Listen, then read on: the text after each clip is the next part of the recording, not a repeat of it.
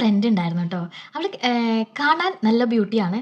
അതേപോലെ തന്നെ കളറും കുഴപ്പമൊന്നുമില്ല കേട്ടോ. പക്ഷെ അവളുടെ ഒരു മൈൻഡ് സെറ്റ് പറയാനാ ഞാൻ വന്നത് കേട്ടോ. അവള് അവളുടെ അനിയത്തി നല്ല കളറാണ്. അപ്പോൾ അവള് കളർ കുറവൊന്നുമല്ല കേട്ടോ. അപ്പോൾ ഇവളുടെ ഒരു കാര്യം എന്ന് വെച്ച് കഴിഞ്ഞാൽ ഇവള് വലിയ ക്രീമൊക്കെ മേടിക്കുന്നത് നമുക്ക് ഫെയർ ആൻഡ് ലവ്ലി ഒക്കെ ആയിട്ട് ഭയങ്കരമായിട്ട് അന്നേരം നടന്നുകൊണ്ടിരുന്ന ഒരു ക്രീം എന്ന് പറയുന്നത്. അതൊക്കെ വാങ്ങുക, ക്ലാസ് കഴിഞ്ഞ് വരുമ്പോൾ എന്നിട്ട് അതൊക്കെ തേക്കുക. അപ്പം ഞാനും ഈ വക കാര്യങ്ങളൊക്കെ തേക്കുന്നതിനോട് അന്നേരം ഇഷ്ടമില്ലാത്ത ഒരാളാണ് കേട്ടോ. അപ്പോൾ ഞാൻ അവളോട് പറയും, "ഇത് എന്തിനാടി നീ ഇതൊക്കെ ഇങ്ങനെ വാരി തേക്കണേ?" എന്നുള്ളത്. അപ്പോൾ അവൾ പറയും, "നിനക്കൊന്നും പറഞ്ഞാൽ മനസ്സിലാവില്ല. പിന്നെ എൻ്റെ അനിയത്തി അത്യാവശ്യം കളറൊക്കെ ഉണ്ട്. ഞാൻ കളറില്ല എന്ന്." ഞാൻ പറയും, "നിന്റെ തോന്നലാ അത്." എന്നുള്ളത് ഞാൻ ഇങ്ങനെ പറയുമ്പോൾ അവൾ അതൊന്നും ചെവി കൊടുക്കൂല. ഓക്ക് ലൈക്ക് അതേപോലെ കുറേ DIY ഇതുപോലത്തെയൊക്കെ പരീക്ഷിക്കുക എന്നുള്ളത് അവളങ്ങനെ ചെയ്യും കേട്ടോ.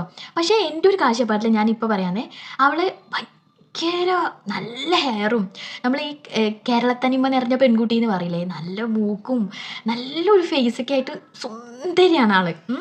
അനിയത്തിയും കളറുണ്ടെന്നേ ഉള്ളൂ. പക്ഷെ അനിയത്തിയേക്കാളേറെ സുന്ദരിയാണ്. പിന്നെ വലിയ കളർ വ്യത്യാസമൊന്നുമല്ല. പക്ഷേ നമ്മുടെയൊക്കെ കാലത്ത് കളറും ഇതൊക്കെ ഭയങ്കര ആൾക്കാർ ഡിസ്ക്രിമിനേഷൻ നടത്തുന്ന ഒരു കാര്യമാണ്.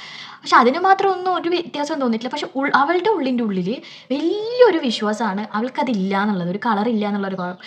അത് അവൾ ഒരുപാട് ഭയങ്കരമായിട്ട് ചില സമയം പൗഡറൊക്കെ വാരിയിട്ട്, "എടാ എങ്ങനെയുണ്ടെടാ, കുഴപ്പമില്ലല്ലോ." നമ്മൾ ബസ്സിലേക്ക് കയറുമ്പോൾ ഞാൻ പറയും, "എന്തിനാടി ഇതൊക്കെ?" അതൊരു അങ്ങനെ ചെയ്യും കേട്ടോ. അപ്പോൾ നമ്മൾ ചില ആൾക്കാരുടെ ഉള്ളിൽ ഒരു വിശ്വാസമാണ്. നിങ്ങളൊന്ന് ആലോചിക്കണം, ഒരു വിശ്വാസക്കുറവ്. ഒരു നേരെ പൗഡർ ഇടാൻ പറ്റിയില്ലെങ്കിൽ അതൊരു വലിയ കോൺഫിഡൻസ് കുറവാണ്. നമ്മൾ എന്തിലേക്ക് കയറാൻ പോകുക അല്ലെങ്കിൽ എന്തെങ്കിലും കാര്യത്തിന് പോവാണ് ഇങ്ങനെ തോന്നുന്ന പൗഡറൊക്കെ ഇട്ട്. അപ്പം ചില ആൾക്കാരുടെ ഉള്ളിൽ ഇങ്ങനെയുള്ള ഒരു കോംപ്ലക്സ് അല്ലെങ്കിൽ ഒരു വിശ്വാസം ഉണ്ടല്ലോ, ഞാൻ ഇങ്ങനെയാണ് എന്നുള്ളത്. അങ്ങനെ ഒരു ആവശ്യമേ ഇല്ല. അത് ഞാൻ ആലോചിക്കുക, അവൾക്ക് ആകെ നമ്മുടെയൊന്നും കണ്ണിൽ കാണാനില്ല കേട്ടോ. അവളുടെ ഉള്ളിൽ തോന്നുന്ന ആ ഒരു കാര്യം അതെനിക്ക് തോന്നുന്നു ചേച്ചി അനിയത്തിൻ്റെ ആ ഒരു ഡിഫറൻസിൻ്റെ ബേസ് ചെയ്തിട്ടായിരിക്കും പറയുന്നുണ്ടാവുക.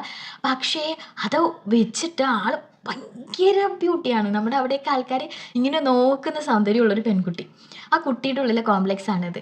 അപ്പോൾ ഞാൻ ആലോചിക്കുക, നമ്മുടെ ഓരോരുത്തരുടെ ഉള്ളിൽ എന്തോരം വിശ്വാസങ്ങളല്ലേ ഇങ്ങനെ, അത് നമ്മുടെ ലൈഫിലേക്ക് എന്തുമാത്രം കോൺഫിഡൻസ് അല്ല ഇല്ലാണ്ടാക്കുന്നത്.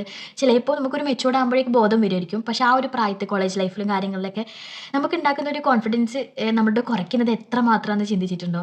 എൻ്റെ ലൈഫിലും കുറച്ച് ഇതുപോലത്തെ വിശ്വാസങ്ങളൊക്കെ ഉണ്ടായിരുന്നു കേട്ടോ. പക്ഷേ അത് എൻ്റെ ഒരു പേഴ്സണൽ ലൈഫുമായിട്ട് ബേസ് ചെയ്തിട്ട് ഉള്ള കാര്യങ്ങളാണ്. അപ്പോൾ അതിനെ പറ്റിയൊക്കെ ഒരു വീഡിയോ ഞാൻ ഇട്ടിട്ടുണ്ട് കേട്ടോ. ഒന്ന് പോയി കണ്ടു നോക്ക്, ഞാൻ അതിനെങ്ങനെ പൊട്ടിച്ചെറിഞ്ഞു എന്നൊക്കെ ഉള്ളത്.